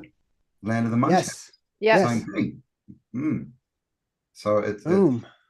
It's the Wizard of Oz, man. I mean, who wrote that? I mean, some guy, and we're told he got the name because he looked at his filing cabinet and the bottom one said O to Z, and he's like, oh, Oz, yeah, that. I mean, that's got to be a suspect story, doesn't it? I'm gonna share my screen and show that map real quick. Yeah, man. Yeah, let's check it out. Is it this one? So Campbell, like, what inspires you, brother? What inspired? Oh, gosh. Yeah. It's just change, isn't it? I mean, it's like we've been talking about, we're all in this strange place. It doesn't feel quite right. We know we can make it better. So that's, I mean, I don't know about you, but I don't know if I could stop, right? It's kind of just the thing, right? It's who I am, is I've got to just keep going and trying to change things and keep ignoring people who tell me they can tell me what to do. Yeah. Be a thought in the butt of authority. That's my job, I think.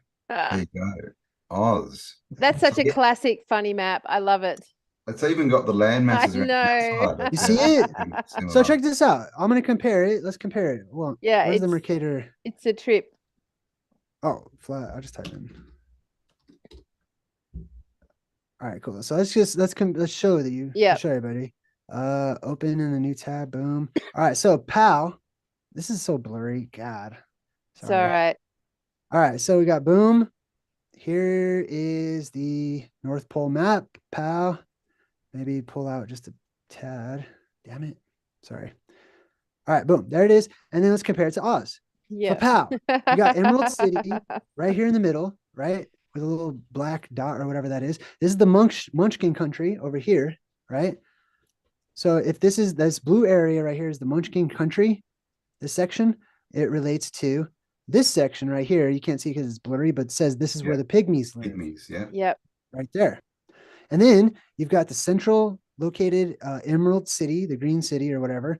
I'm not going to read all the rest of these right now, but this is also really interesting to check out that around it is the impassable desert. Yeah. All the way around. In this other map, in our world, is the impassable ocean, essentially, that goes to the ends of the earth. Yep.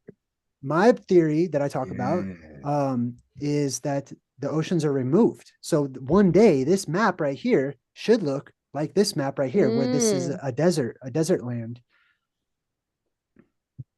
You see? Interesting, isn't it? Yeah.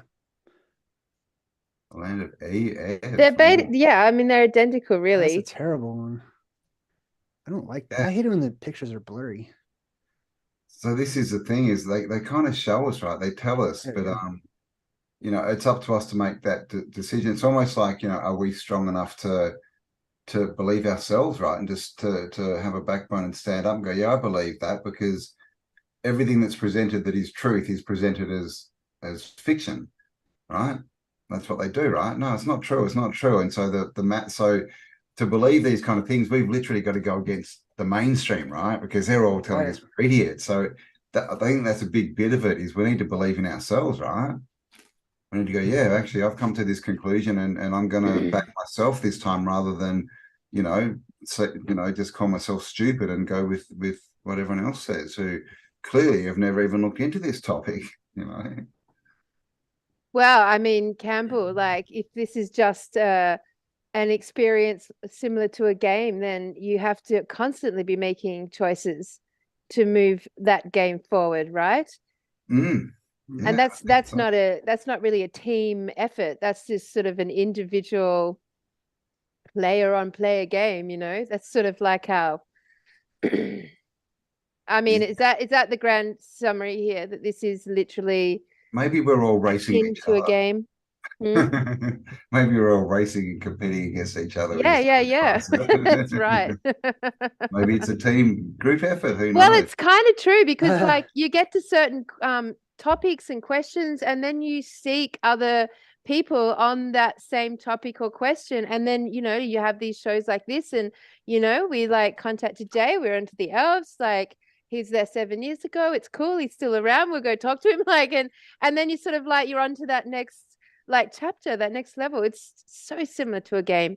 I mean, is this it? Is this what this is? Jay, what is your grand conclusion, my friend? Where are you at in this realm? So I feel like this particular Earth that I live in right now, um, I personally, a part of my, I believe that we have like levels of goals, right? There's like the main goal and there's all these side quests and stuff like that. The main goal is to return to unity, to traverse the veil of separation and the illusion of separation and division and stuff like that, and to return to unity in self, right? I feel like that's the goal. I feel like the evil side knows that and they want everyone to be on the same page, and the good side knows that and they want to be everybody on their same page or whatever. To get beyond that so that good and evil can meet and to see one another as self is one of the highest goals in all of the different realms everywhere. This particular local realm, I feel, and I've always felt, sort of placed here to help. As much as humanity has really rubbed me the wrong way sometimes. I know, right? That's the you know, like it, man. I still think they're adorable and cute, and you know, like I want to experience and continue on, you know, developing myself. But in between times, I celebrate inside when I see little victories for good in individuals or groups or whatever, and I'm here for that. But I'm also, I feel like, you know, a part of me is going to see the apocalypse, and that that's a major part of why I'm here and why I feel so safe and I'll be taken care of. And, you know, like I'm ready to help out people after cataclysms. I'm ready to help out people before them to get them prepared so they're not caught off guard and freaking out. At least some, you know, at least some people. And yeah, I don't know. Like, I mean, then on to a new adventure. I just like helping. Oh, I did pull up the Colburn Bible. I couldn't get it up earlier, but I pulled it up and I pulled up all the different dwarf references too. So basically service and unification. Yeah, definitely.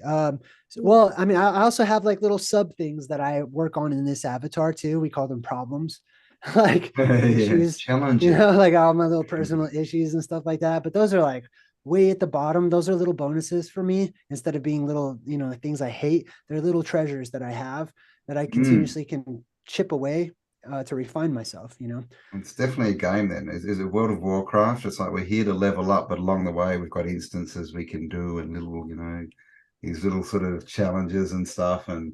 But I mean, that's what it feels like, you know, definitely to me, is it feels like I'm here for a reason, right? But and that can't be changed. You know, I think in the end my path can't be changed. But yeah, there's all these little side things along the way that we have choice over and that we can kind of interact with. But in the long run, I think I'm kind of destined to end up somewhere. Well, like the truth seeking pathway, like ultimately, like if we take it down to its, you know, bare meaning, it's just to broaden one's perception, right? We're just constantly broadening our views and broadening our attitudes and broadening ourselves out, which seems to be the pathway to like getting to that unification. Like, you know, you have to go really, really, really, really, really, really out there broad to like be able to see it's all one. Yeah. And and then in the middle of all that, you know, be kind and good and help out. I don't know. Try and not get too pissed off. Are you guys gonna wrap it up right now, or do you want me to share these little dwarf things? No, go for it, man. Yeah, let's do a few dwarf things and then we'll let's end it on the dwarf things. All right, so check this out. This is from the Colburn Bible. I'm just going to read a few references to the dwarf race. It says, to the rim of the great circle he went. This person was on a journey to where the fires of the netherworld were revealed, and men were the brothers of dwarfs. So that was one reference. We got another one that says, much further along, it says, to the north of the wilderness, the land is occupied by deformed men and dwarves. It's got another one. And I think when it's references the wilderness, remember how I showed you the North Pole map and it had the sea in a circle around it or whatever? If you remove that sea, instead of a sea, it's a wilderness. It's a desert. You know what I mean? Yeah. It says here, his companions were the dread, loping, whale wolves of death. Whale as in crying out. Whale wolves. That sounds a lot like a werewolf. Yep. The werewolf, the whale wolves of death. But now none knows the meaning behind the tale. We do know that Malvus, a person, was the forefather of the dark dwarves. Boom. Matter of fact, right there. Another reference. It says, let's see, this one. The sister of Neptorin, which was a person, was Sowithi of the Fair Isle. So they were from a place called the Fair Isle, or the Island of the Fair, who married Lugad Hardhand, the Hammerer, who taught the working of bronze and was the father of our people. It is told how he was shot in the thigh by a dwarf's arrow, and how every year at Samhain, or Samhain, the deep wound opened and erupted a vile venom which dropped off to dry into a gray powder. So the point about that one, I just want to point out, is the weaponry, right? The dwarves in the Colburn Bible were said to be like dart blowers, basically. Like they had these poison darts and stuff that they could, I don't know if they blew them. I think they might have thrown them. I can't remember, but they were dart experts. They had poison darts, and they made poison. Like they made these we came across that as well. Yes, lots of potions and poisons and stuff. Nice. In fact, there was something I was reading yesterday. I'm not going to remember it. And when the entity, the god being, bled, a special something would come out of his skin, and it would become a powder, and that powder was like manna, like it was almost all manna, something like this. What was I reading? That's just weird that you just said that then. Something similar. Yep. Here's another one. It says, but these were dwellers in the north, while southward were the dark, short-legged dwarf men known as the Oben. Goes on to say, none knows who led the dwarf men here, though men do say that the land spawned them. Let's see, the land is good, etc. The dwarf men sat in caves eating children as a part of their evil feasting. They had no priests, only dwarfesses called the Ketin, meaning the raven adopted. And there was a great one above others called the Harada, who lived in a smoky cave called the Hegrin, which reminds me of that giant from Harry Potter. There was dwarf maidens, devilish dwarf maidens it talks about. There was the dwarf isle, the whole island of dwarves. Here we go.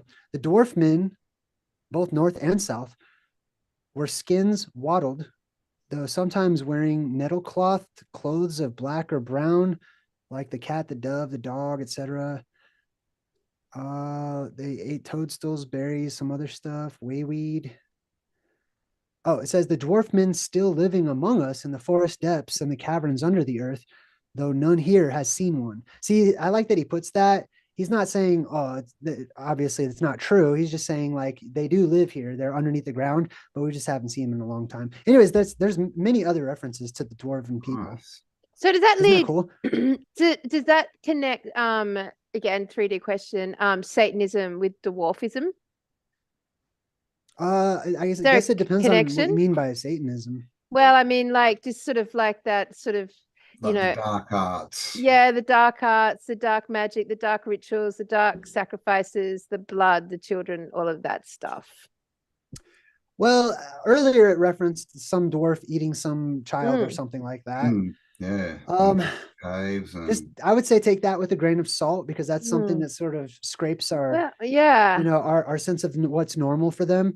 We do that as humans to animals, and like there's also cannibals, and there's like it's not really that far of a stretch. So I wouldn't say it's good or bad just because somebody's eating, whatever it is that they eat, whatever their diet is.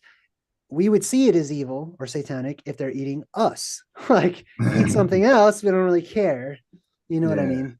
So I don't personally, I don't know. Whenever the word satanic and Satanism or whatever is kind of thrown around, that's where if I'm in the conversation, I start like seeing if we can define what we mean by those words, because they've been interpreted so differently and they're so open to interpretation by so many, just like saying God. Definitely. You know what I mean? Yeah, definitely.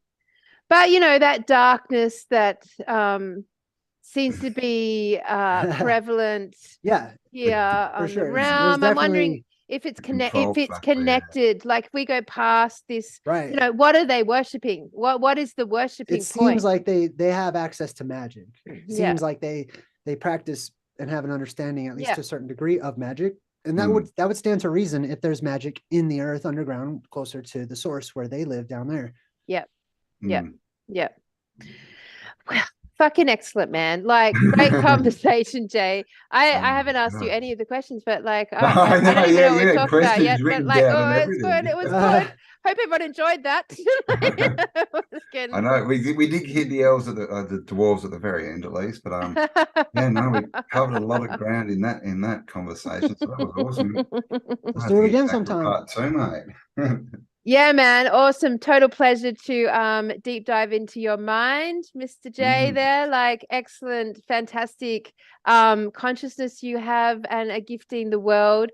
Like, I wish you so much like success in all you do, man. Like, you have a beautiful, wonderful, big, awesome mind. And it's just, I love wiring and firing with this level. So thank you so much for being on the show with us and coming to Australia for the day. Yeah. We're headed. I love Australia. Don't forget, guys, link below, go across, check out his work and give him a like, a subscribe, all that stuff.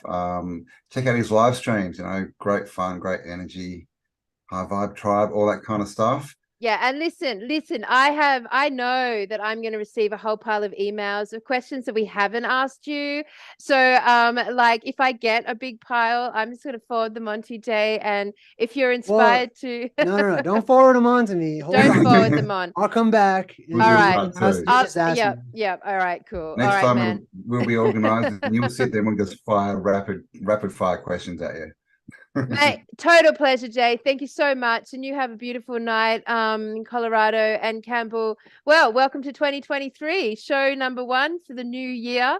And let's see where we're at next week, hey? Awesome. All right, Jay's gone.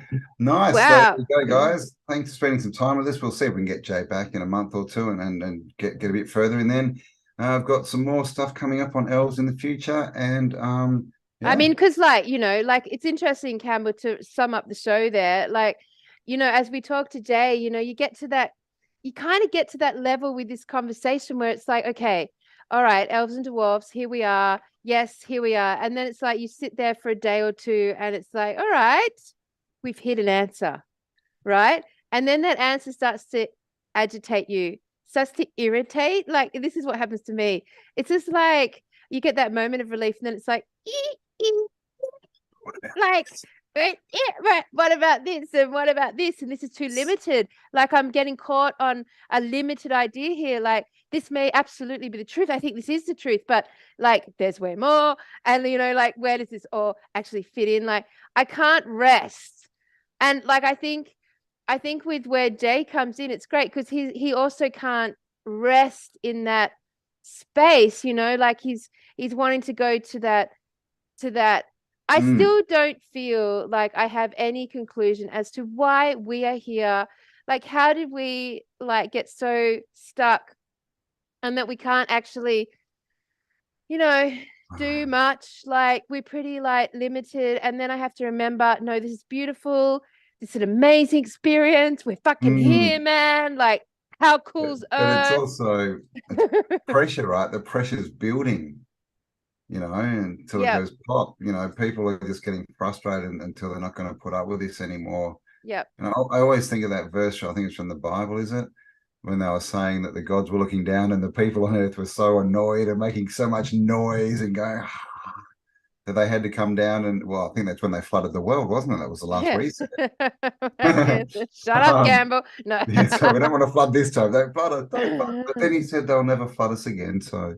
I mean, I mean, you know, like it's just such a, I mean, to be honest with the audience, I'm starting 2023 with a slight agitation. Like, I'm not sure where we're going next. You know, it's just like, I don't really, it's amazing to keep this journey on. And I know that it's so much fun. And obviously we got the lives coming up and I fucking love all that shit. But like, you know, what's it all about, brother? Like, it is, you know, I think we're getting close.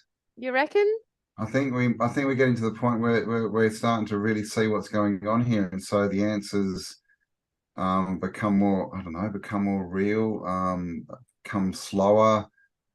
I just, yeah, I mean, you know, because everything we touch seems to be confirmed, right? You know, we talk about it like a topic, and then a movie will come out on it, or something will come out, or you know, it's all the time. It's like the universe is saying, yeah, you're on the right path, and all this pressure. I just don't see that it can go on that much longer. Something's got to go pop, man. I mean, like, when does it go from us exploring it and putting the pieces together and building this tangible So conscious pathway to actual just physical living it. expression? Mm. No, Yeah. like here we are, like cracking through this I don't know, delusion or like you know, cloak of the elf dwarf conversation, that essentially everything we've ever known as God, just to be clear, everything we've ever known as God or as galactic or as superpowers or as fucking superhuman, whatever, Aliens, put it all, vampires, yeah, I mean, we're basically putting it reptoids. onto elves. Like, that's a major realization. But Mm. like, when is it made manifest that that pathway we're carving out actually has a tangible result? You know, like, it's not just, you know, like, you know what I'm Yeah, saying? yeah, Like, when yeah, does it yeah, be yeah. It's all fun and games to have all the info, but what do we do with it? Like when do exactly? we start living the lives we want to live? When do we get to, you know, be in the, you know, in a just wander the realm, right? Be explorers and all this kind of have the fun. Yeah. You know, we've done the work. When's playtime? Yeah, I know. And that's like a really interesting question. I guess we can kick off next week with that as the first question, because we are creating reality. This line of thinking creates reality. We are opening up consciousness, which means that reality must make manifest literally into this space and time. How it does that, I'm not sure. And like, to what purpose of, you know, is it designed to, I mean, I like the idea of it being unification, the understanding unification. I can see how if we're trapped between a war of magical dwarfs and magical elves, that like they are perpetually in a state of magical war and they don't even really know the origin, then us getting to unity consciousness would basically feminize them. They would stop that magical polarity, I guess, between that dark and light arts. In Mm. doing that, I can see how there is a frequency shift or an ascension process. I can also see how that's just a level of the game that's destined to reset itself and keep going for the new lot of players. You know what I mean? Like, Mm. like Yeah, it, yeah. And I think that's kind of what it looks like and feels like, right? It's like we're at the end of the level, and you know, if we get all the bits we're supposed to, then we get to level up, and everyone else who's just been running around not realizing they're in a game, they don't. They go back to the start of the level. which is a really weird fucking thought process. Like, you know, Well, I mean, but if it's about lessons, then I guess you could say they didn't learn their lesson. have you learned your? I don't think I've learnt my I don't lessons. I know. went back in a What's grumpy bastard over the Christmas holidays. I haven't been like well behaved. I've been no. grumpy. I've been drunk. Yeah. I've been Oh. stoned. I've expressed grotty human, like, fucking hell, man. I've had chickens on my lap and beer in my hand and fucking all sorts of shit going on around me. And, you know, it's been fun. It's been fun. I've enjoyed it, but I haven't been Hmm. well behaved. And No. I Well, don't know if I've learnt my lessons. that's why it feels like we're getting close, right? Like how long, you know, it's like there's no way this can go for another 20 years, right? Like seriously, Well, I man, mean, my I don't head would know. explode. Like it can't. Like I can almost feel the pressure in my body, like getting, you know, building up and building up. It's like So oh, are we going to end the show with this surmise that we are literally in just a game? Like, is that where we're at? Is that the yeah. conclusion? I mean, yeah. And are we in flux? Is it up to now? Are we collectively making the decision of what this new reset's going to be? You know, is this half of the propaganda? Like, if we decide that we're going somewhere better, do we manifest it? Or if we all decide, no, we're going to smart cities, does that happen? Or is there a split? Do we all get what we choose? Because there's, you know, infinite Earths. You know, I mean, Yeah. it's, I don't know. I definitely have been feeling a bit, you know, trapped in this little Boom. aquarium 3D lately. world. Yeah. Like, I have to say, like, one thing that, like, when I got to the peak of my grumpiness, my poor partnerships, when I got to the peak of my grumpiness, and felt like a cantankerous old man, you know, because like when you know this stuff, you can actually be very grumpy, but be very funny about it. It's a funny grumpiness, so it's kind of entertaining, but it's also, yeah, just agitating. I did have to recall and remember that as we go through these pathways in this work, there's still a shitload of magic available to us in our own lives, in our own capacity to manifest.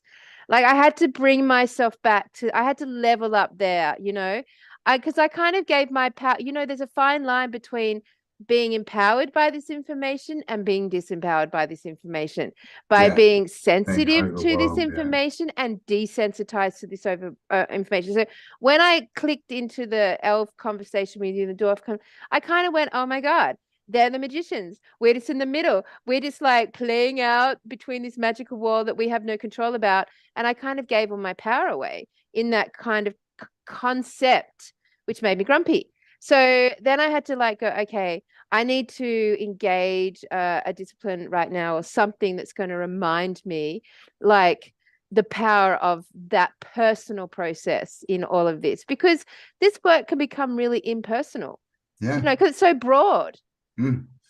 Yeah, I think that's one of the lessons, isn't it? You know, to learn your lessons, to go inside and to sort of see how you can use them and all this kind of stuff is, I think, yeah, that's why we're here, to work stuff out. And it's like climbing a mountain, right? The higher you climb, the further you can see, but the further you can see, the more there is, right? It's like, God, the more you know, the more you know you don't know, and all that kind of stuff. But I mean, ultimately, yeah, we've just got to, I mean, what do we do, right? We just got to keep working towards, you know, creating the best thing that we can create and have the right intention. Because, you know, they want us to believe that we're in the middle of good and bad, and that we have no choice.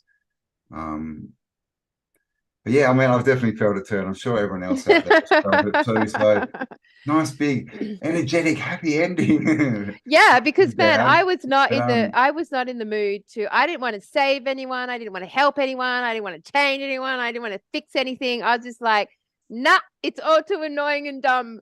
I'm just just gonna sit here and be grumpy.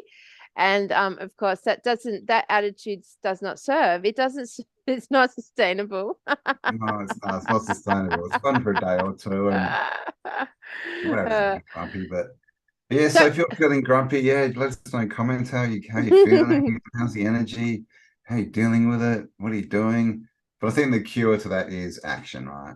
Like, well, I enlisted to do a meditation technique called the silver technique, which it'd come up on my radar, and it just kept with me. So I'm only on day 4, and I mean, really, I'm liking it. It's reminding me that the magic available to us in this very dense, sticky realm, where you have to, you know, you have to vote for an asshole to get your driver's license, basically. Like, you know, like, I have to be reminded that the actual magic that's still available to us is in our power of manifestation. And you know, the grumpier I felt, the less I was doing any of that in a positive way to serve myself.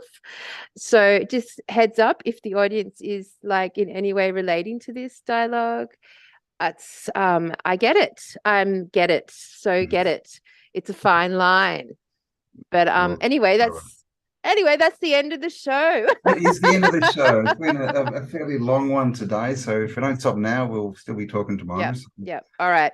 Well, it's been really fun. Let's cut the ribbon on episode 1, 2023, Friday the 20th of January at 4:11 p.m. my time. Like, Tartaria Australia, take 1, year 23, and we'll see you guys next week for Tartaria Australia. We will. Stay awesome. Have a beautiful week. See you Bye guys.